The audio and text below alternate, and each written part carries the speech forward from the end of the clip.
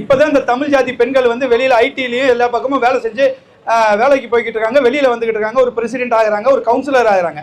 நீ இந்த கல்லூரிக்கு போன பெண்களை கூட்டிகிட்டு போய் கல்லு குடிக்கணும்ன்றியடா நாய, உனக்கு கொஞ்சமாவது அறிவு இருக்காடா உனக்கு? ஏண்டா நீ எல்லாம் இதே போல இருந்தீனா நீ அருவாளை காட்டின மாதிரி எங்கள் வீட்டு பெண்கள்லாம் செருப்பை தான்டா காட்டுவாங்க, உனக்கு செருப்பை தான் காட்டுவாங்க. எங்கள் வீட்டு பெண்கள் கல்லை குடிக்க கூட்டு போறியாடா? அதே போல காவல்துறைக்கு வந்து அவனை அரெஸ்ட் பண்றதுல என்ன பிரச்சனை? ஒரு தடையை மீறி கல்லை இறக்கியிருக்கான், அவனை அரெஸ்ட் பண்றதுல என்ன பிரச்சனை? அவன் எங்க இருக்கான்னு தெரியல உங்களுக்கு? எங்க இருக்கான்னு நாங்க சொல்றோம் பாருங்க. காலையில 6 மணிக்கு போங்க, ஏதாவது மரத்துல உட்காந்துருப்பான் பாருங்க, கல்லை விட்டு அடிங்க, துணியாங்கன்னு ஓடி வருவான் நாய்.